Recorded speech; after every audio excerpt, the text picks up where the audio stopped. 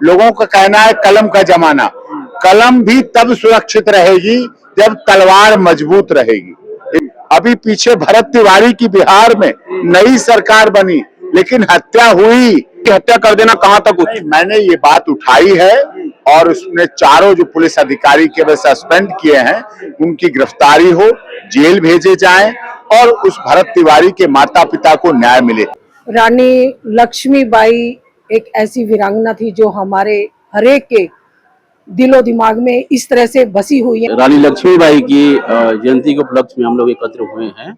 नहीं, तलवार नहीं बांटना है हमको ना, जो कानून के हिसाब से काम होगा वो करेंगे। दिल्ली हमारे देश की वीरांगना महारानी लक्ष्मीबाई के बलिदान दिवस पर आज यो लक्ष्मीबाई केशरिया माधव संस्थान द्वारा जो आयोजन किया गया है, ये हम सब के लिए प्रेरणादायक है। मैं ये कहना चाहूंगा, आज महिला कहाँ नहीं पहुंच रही। फाइटर एयरक्राफ्ट उड़ा रही है, हेलीकॉप्टर उड़ा रही है। झांसी की रानी तो हमारे खून में है। हमारे समाज में प्रायः देखा गया है कि जो भी हमारे यहाँ देवी देवता हैं वो शस्त्र के साथ शास्त्र भी रखते थे। रानी झांसी के ऊपर कार्यक्रम हुआ, तलवार की बातें की गई, जबकि उस पर कुछ लोग उंगली उठाते हैं। नहीं, तलवार रखनी पड़ेगी, कलम तब, मेरा समझना है, लोगों का कहना है कलम का जमाना। कलम भी तब सुरक्षित रहेगी जब तलवार मजबूत रहेगी। इसलिए तलवार को मजबूत रखना है जिससे हमारी कलम भी सुरक्षित रहे। कलम चलाने वाले ही नहीं सुरक्षित रहेंगे तो फिर कलम क्या करेगी? नहीं, आप लोगों ने 1947 में जो डायरेक्ट एक्शन डे देखा, नोआखली देखा और भी बंगाल में भी अभी हाल फिलहाल देखा, तो उससे आप लोग जो है कश्मीर में देखा, उससे आप लोग डरे हुए तो नहीं? नहीं, डरे हुए नहीं है। हम डर निकालना चाहते हैं जो हमारे समाज के कुछ लोग, और डर नहीं। तरुण खटीक की हत्या हुई, दिल्ली में हुई, देश की राजधानी में हुई, राष्ट्रपति भवन रहा, प्रधानमंत्री कार्यालय चलता रहा, पुलिस हेडक्वार्टर चलता रहा, हत्या हुई। अभी आपने शौर्य चौहान की हत्या हुई। अभी पीछे भरत तिवारी की बिहार में नई सरकार बनी, लेकिन हत्या हुई। तो इस तरह से इन सब चीजों पर हमें गौर करना है और संविधान के तहत हमें कार्य करते हुए अपने परिवार, जब पहले परिवार अपना रक्षित होगा, धर्मो रक्षति रक्षिता, धर्म क्या है? अपने परिवार की सुरक्षा करना, परिवार की रक्षा करना, यह आवश्यक है और होना भी चाहिए। भरत तिवारी जो है उस पर कोई केस नहीं था, मुकदमा नहीं था, सिर्फ हथियार दिखाया उसने या कुछ बातें कही, तो क्या उसकी हत्या कर देना कहां तक उचित? मैंने ये बात उठाई है और उसने चारों जो पुलिस अधिकारी के वे सस्पेंड किए हैं उनकी गिरफ्तारी हो, जेल भेजे जाएं और उस भरत तिवारी के माता पिता को न्याय मिले। जो मर जाता है, मृतक के न्याय के लिए, मृतक के अधिकारों के लिए जिंदा लोग ही लड़ा करते हैं और जीवित लोग लड़ रहे हैं, जिससे कि वो उसका परिणाम निकले। और इस तरह सरकार को भी ध्यान देना चाहिए कि जब जो सरेंडर कर गया, जिसने आत्मसमर्पण कर दिया, उस आत्मसमर्पण करने वाले व्यक्ति पे कभी गोली नहीं चलाती। हमारे माननीय गृह मंत्री अमित शाह जी ने पिछले दिनों झारखंड, छत्तीसगढ़, बिहार और उड़ीसा के नक्सलाइट को खत्म किया। तो नक्सलाइट जो सरेंडर हुए उन्हें मुख्य धारा में जोड़ने का काम किया और मुख्य धारा में जुड़ने के बाद व्यक्ति के जीवन में परिवर्तन आता है तो वो होता है। सर, पूर्व केंद्रीय मंत्री अश्विनी चौबे जी और बिहार के वर्तमान शिक्षा मंत्री ने जो है बहुत ही कहा, विरोध किया है भरत तिवारी की हत्या का। तो क्या लग रहा है कि अब इसके बाद जो है मुख्यमंत्री की बहुत किरकिरी होने वाली है? नहीं, मुख्यमंत्री ठीक है, अच्छे हैं। मुख्यमंत्री निश्चित तौर पर कार्य करेंगे और सारी स्थिति को कंट्रोल करेंगे और नियंत्रण रहेगा, उसमें ऐसी कोई बात नहीं। मुख्यमंत्री जी का कार्य अच्छा है, उसमें कोई प्रॉब्लम नहीं। करोड़ों रुपए जो है मुआवजे की बात हो रही है, बिहार में सड़कों पर लोग उतरे हुए हैं और भगत सिंह का नाम दर्जा दे दिया गया है। नहीं, देखिए, भगत सिंह भी कोख से पैदा हुए। आज मैं माता जी के साथ यहाँ हूँ। भगत सिंह, भरत तिवारी या नेताजी सुभाष चंद्र बोस, चंद्रशेखर आजाद, राम प्रसाद बिस्मिल, रोशन सिंह या शहीद अशफाक उल्लाह खान, ये हमारे इतिहास हैं और उनके जीवन पर चलना वर्तमान युवाओं की जरूरत है। और युवा वर्तमान चलेंगे तो निश्चित तौर पर उनमें भी भगत सिंह की आत्मा आएगी और भगत सिंह उनके दिमाग में, दिल में, जुबान में और कार्यशैली में आएंगे। माता जी आपके साथ हमेशा रहते हैं, तो क्या कहना चाहेंगे कि महिलाएं भारत में लगातार मजबूत हो रही हैं?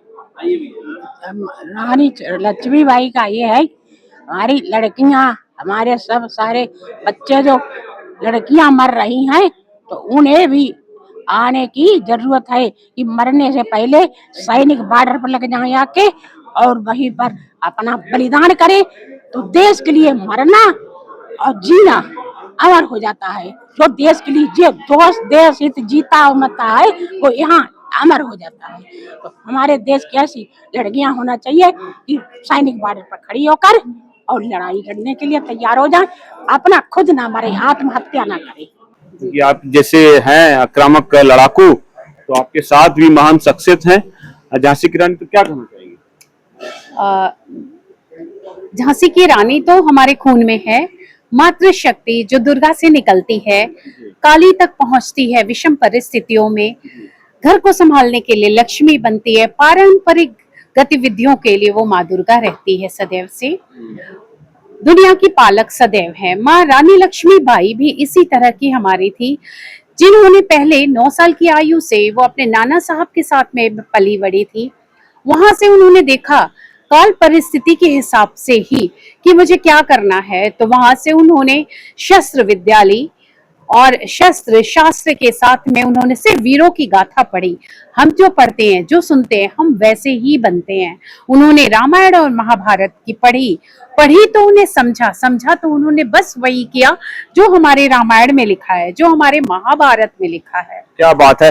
वैसे तो झांसी की रानी के आप फैन हैं, उनके आप जो है फॉलोअर हैं, उन्हीं के जैसा आपका दर्द भी दिख रहा है, आपका जो है चेहरे पर दिख रहा ललाट पे। तो क्या आपका जो जीवन है वो कैसे बदलाव हुआ, कैसे आप हिंदुत्व के लिए काम करने लगे? जी हाँ, सेम ही कहानियां हैं। और मेरे नाना जी के पास से मैं आई, और बस नाना जी स्वतंत्रता सेनानी थे। उन्होंने बचपन से ही इतनी वीर गाथा सुनाई कि उनके मरण उपरांत शरीर पूरा होने के बाद मैंने अमृता वीरांगना फाउंडेशन को ओपन किया, जिसमें हमने सिर्फ महिलाओं को शस्त्र और शास्त्र पे ही विद्या देना शुरू किया पूरे भारत में। महिलाएं आगे तो बढ़ ही रही हैं, लेकिन अभी रूरल बैकवर्ड की जो महिलाएं हैं अभी भी उनके साथ ना अत्याचार किया जा रहा है। तो मैं हर पेरेंट्स को ये बोलती हूँ कि आप चाहे दहेज दे या ना दे, लेकिन महिलाओं को सशक्त करें, बेटियों को सशक्त करें, क्योंकि आज की वैल्यू जब भी है जब लड़की 2 रुपए कमा रही है। आज आप दहेज देके क्या करते हैं कि बेटियों को दहेज देके आप शादी कर दिए, लेकिन क्या होता है कि महिलाएं जो होती हैं सास से, ससुर से, देवर से, जेठ से, जेठानी से, सभी से ताने मिलते हैं। बट वही लड़की को अगर दहेज ना देके अगर 8-10 लाख रुपए में पढ़ा दिया जाए तो वो खुद को सशक्त होंगी और वो अपने बच्चों के लिए, भविष्य के लिए, इन फ्यूचर वो उनको एजुकेट करेंगी। क्या लग रहा है कि बिना शस्त्र के हिंदुओं का कोई उपाय नहीं है? मैंने अपने बात में कहा है कि एक हाथ में अगर कलम है तो दूसरे हाथ में शस्त्र भी होना चाहिए। कलम को सुरक्षित रखने के लिए, ताकि कलम के माध्यम से सात्विक चीजें पूरे दुनिया में प्रकाशित किया जाए। सात्विक गुणों को प्रकाशित करने के लिए शस्त्र की भी बहुत आवश्यकता होती है। भगवान कृष्ण अगर नारू गोपाल है या फिर कान्हा अगर है, बांसुरी बजाने वाला कान्हा, तो भगवान कृष्ण नरसिम्हा भी है और भगवान कृष्ण उसके साथ साथ नारायण भी है। भगवत गीता में भगवान कृष्ण ने कहा है कि सात्विक गुण को प्रकाशित करने के लिए जब तामसिक गुण हावी हो जाए या फिर राजसिक गुण हावी हो जाए, उसको खत्म करके सात्विक गुणों को प्रकाशित करने के लिए, धर्म की ध्वज को आगे बढ़ाने के लिए शस्त्र की भी आवश्यकता होती है। आज के इस कार्यक्रम में जहां रानी लक्ष्मीबाई माधव सेवा संस्थान के कार्यक्रम में आए हुए हैं, और आपका जैसा प्रश्न है कि शस्त्र की क्या आवश्यकता है, तो पुरातन काल से हमारे समाज में प्रायः देखा गया है कि जो भी हमारे यहाँ देवी देवता हैं वो शस्त्र के साथ शास्त्र भी रखते थे। और अगर हम अपने शास्त्रों की रक्षा कर सकते हैं, अपने समाज, अपने धर्म की रक्षा करना है, तो शस्त्र को भी रखना पड़ेगा। अब वो वैध है अवैध है, ये हमको अपने स्वेच्छा से और संवैधानिक रूप से समझना होगा। आज हमारे घरों में अगर कोई विपत्ति या कोई दुर्घटना ऐसी समस्या आ जाती है तो ढूंढने से एक दंड नहीं मिल पाता। अब देख रहे हैं कि भरत तिवारी जैसे लोग अगर काम करते हैं समाज के लिए तो उनको जो है इनकाउंटर कर दिया जाता है। देखिए, ऐसी घटनाएं समाज में होती रहती हैं। वो क्रांतिकारी व्यक्तित्व उनका था, उसमें दोष आरोप प्रत्यारोप बहुत सारे लग रहे हैं। सरकार अपना अलग लगा रही है, समाज के अलग विभिन्न संस्थाएं अपना। बिहार के लोग तो उनके साथ खड़े हो गए। बिहार के लोग, उनके गांव के लोग उनके साथ हैं। हम लोग भी उनके विचारधाराओं से प्रेरित हैं, उनके साथ हैं, समर्थक हैं। दोस्तों, पायलट अनिल कुमार शर्मा जी हैं मेरे सामने। आज देख रहे हैं बैनर है रानी झांसी के कार्यक्रम उनके सम्मान के लिए। क्या कहना चाहेंगे आज? मैं ये कहना चाहूंगा, आज महिला कहाँ नहीं पहुंच रही। फाइटर एयरक्राफ्ट उड़ा रही है, हेलीकॉप्टर उड़ा रही है, लेकिन अपनी रक्षा करने में क्यों सक्षम नहीं है। हमें सबसे पहले अपनी रक्षा करनी है। अपनी रक्षा करने के बाद कुछ भी काम करिए, कभी दिक्कत नहीं आएगी। बस ठीक है। और आज जो तलवार बांटने की बातें कही जा रही है, कुछ लोग विरोध भी करने लगते हैं, तो इसमें क्या करें? देखिए, ऐसा है, ये एक विषय है जो कानून से रिलेटेड है, लेकिन आत्मरक्षा के लिए आदमी को अपने आप में सक्षम होना चाहिए। जैसे जूडो कराटे, जरूरी नहीं है कि हथियार ही रखना है। ये तो देखा गया है, जो कुछ मुस्लिम संगठन है अंदर अंदर तैयारी करते हैं, अचानक हिंसा कर बैठते हैं। डायरेक्ट एक्शन डे में यही हुआ था। देखिए, ये सारी बातें ठीक है, लेकिन ये सब कानूनी दाव पेच वाली बातें हैं। इसलिए इस पे कुछ नहीं कहना चाहेंगे। इस पे हम कुछ नहीं कहना चाहेंगे, पर सच्चाई ये है कि अगर जूडो कराटो से आदमी संपन्न हो, जैसे जापान को देखिए आप, कितनी छोटी कंट्री है, लेकिन उनका एक लड़की एक टांग से हथियार वाले आदमी को गिरा सकती है। तो हम लोगों को ऐसी टेक्निक लानी चाहिए जिससे हमारी बहन बेटियां सक्षम बने और अपने आप में आत्मरक्षा कर सके। तलवार बांटने का जो बात कहा जा रहा है, इसमें क्या कहना? सत्य है, ये बात ही कह रहे हैं, ये तो काम कर देना चाहिए। हम किस लिए वेट कर रहे हैं? अरे हिंदू है, सनातन की बात कर रहे हैं, अस्त्र शस्त्रों की बात करते हैं। कौन से हमारे भगवान के पास शस्त्र नहीं था? अगर आप देखेंगे तो माता के पास अस्त्र हाथ जो थे, उन्हीं में सभी में शस्त्र रहे। किसी में धनुष बाण है, तलवार है, खड़ग बाण है, तो क्यों नहीं हम शस्त्र बांटे? एक और जहाँ देख रहे हैं भरत तिवारी जैसे लोग हैं, तो उनको इनकाउंटर कर दिया जाता है, इसी बात के लिए कुछ शस्त्र दिखाते हैं। कोई केस नहीं होता, मुकदमा नहीं होता उनके ऊपर। देखिए, इन्हीं बातों को देखते हुए तो ये सारी चीजें हो रही हैं। अब ये जागरूकता आई कैसे? शहीद हो रहे हैं जो लोग, उन्हीं को देख के लोगों में जागरूकता आ रही है ना। आपको लगता है भरत तिवारी जी शहीद हो गए हैं? मैं तो शहीद ही बोलूंगा उनको। तो देख रहे हैं बहुत सारे लोग उनको शहीद ही बोल रहे हैं, पूरा बिहार खड़ा हुआ है। पूरा बिहार नहीं, पूरा भारत खड़ा हुआ उनके साथ में। क्या लग रहा है, तो सजा मिलनी चाहिए पुलिस वालों को? जो 100% मिलनी चाहिए। आज जो लक्ष्मीबाई केशरिया माधव संस्थान द्वारा जो आयोजन किया गया है, ये हम सब के लिए प्रेरणादायक है। और एक सिंह जी ने भी राष्ट्र के प्रति, अपने देश के प्रति जो कुछ कहा है वह वंदनीय है।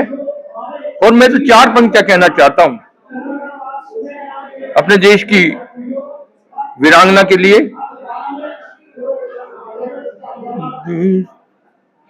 देश को नौ दिशा दिखा के गई,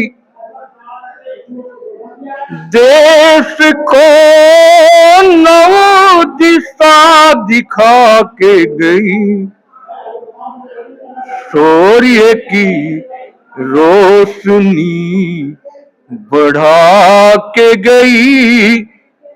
लक्ष्मीबाई तो रानी झांसी की वीरता का दिया जला के गई, वीरता का दिया जला के गई। नहीं, तलवार नहीं बांटना है हमको। ना, जो कानून के हिसाब से काम होगा वो करेंगे। दिल्ली के अंदर कुछ करके जाएंगे, लेकिन जो लोग कह रहे हैं उन्होंने भी वो उनसे मतलब नहीं करना। हमें क्या करना वो हम जानते हैं। वो चीटियां हमें दुनिया से क्या मतलब है? हम कुछ करने आए, कुछ करके जाएंगे। और सरकार ने 33% आरक्षण देने उससे कोई मतलब नहीं हमको। नहीं, हम किसी भी मुद्दे नहीं उठाएंगे। हम जो अपना देशभक्ति काम करें वही करते रहेंगे। बड़ी प्रतीक रही है हमारे। हाँ, उसको दाबा गया है, वो हम उछाल कर आए, उसी धरती से आए कानपुर से ना, जहाँ तात्या टोपे जी थे, नाना पेशवा जी थे, रानी लक्ष्मीबाई थी, हम उसी धरती से आए हुए, उसी जिले से आए हुए हैं। कार्यक्रम आगे भी जारी रहेगा? बिल्कुल जारी, बहुत जारी रहेगा। अभी आगे देखो क्या होता है। अभी तो 19 नवंबर को बड़ा विशाल कार्यक्रम होगा, जो दिल्ली के अंदर कोई नहीं कर पाया वो कहीं दिखाएंगे। अब राजनीति को मतलब नहीं करना। वैचारिक क्रांति रानी लक्ष्मीबाई केसरिया माधव मंच से एक वैचारिक क्रांति को हम जो हमारे वीर वीरांगनाएं और बच्चों के बीच से प्रेरणा स्वरूप बाहर हो गए, ये संस्था का इसके द्वारा हम उन सबको आम जन के बारे में बताएंगे कि ताकि उनका गौरव हमारे बीच में आए। क्या नाम है सर? शर्मेंद्र सिंह। क्या कहना चाहेंगे आप अपने बारे में? बात देखिए, जब तक हम स्वयं मर्यादित नहीं होंगे, मर्यादा की बात हम नहीं कर सकते, हमें स्वयं मर्यादित होना पड़ेगा। रानी लक्ष्मीबाई आज अभी एक हमारा युवा भरत तिवारी अभी एक शहीद हो गया, या 17 जून की बात है, 18 जून को रानी लक्ष्मीबाई जी हुई है। ये हमारे दुर्भाग्य की बात है कि मेरे युवा बड़े उद्वेलित हो रहे हैं, हमें उद्वेलना दी जा रही है। लेकिन उनको भरत तिवारी जी के साथ हैं? मैं भरत तिवारी जी के साथ नहीं, हर सनातन युवा के साथ। लक्ष्मीबाई केसरिया माधव संस्थान की तरफ से रानी लक्ष्मीबाई की जयंती के उपलक्ष्य में हम लोग एकत्र हुए हैं। और ये तब जब देश अंधकार की एक सीमा में चला गया था और जहाँ शक्तियों की अभाव था, उस वक्त एक दुर्गा के रूप में हमारे पास रानी लक्ष्मीबाई जो है ना उपस्थित हुई और हमारे देश की स्वतंत्रता सेनानियों के लिए नेतृत्व भी किया ना। जहाँ छोटे छोटे स्टेट में बटे हुए थे और अलग अलग शासक थे, उस जगह पर एक शक्ति का काम फर्स्ट बार तो रानी लक्ष्मीबाई ने किया। और आज आधुनिक युग में उनके जैसा ही बनने के लिए और बाकी नारियों को भी एक सीख मिलता है कि हम उस तरह से बने और देश के लिए काम करें।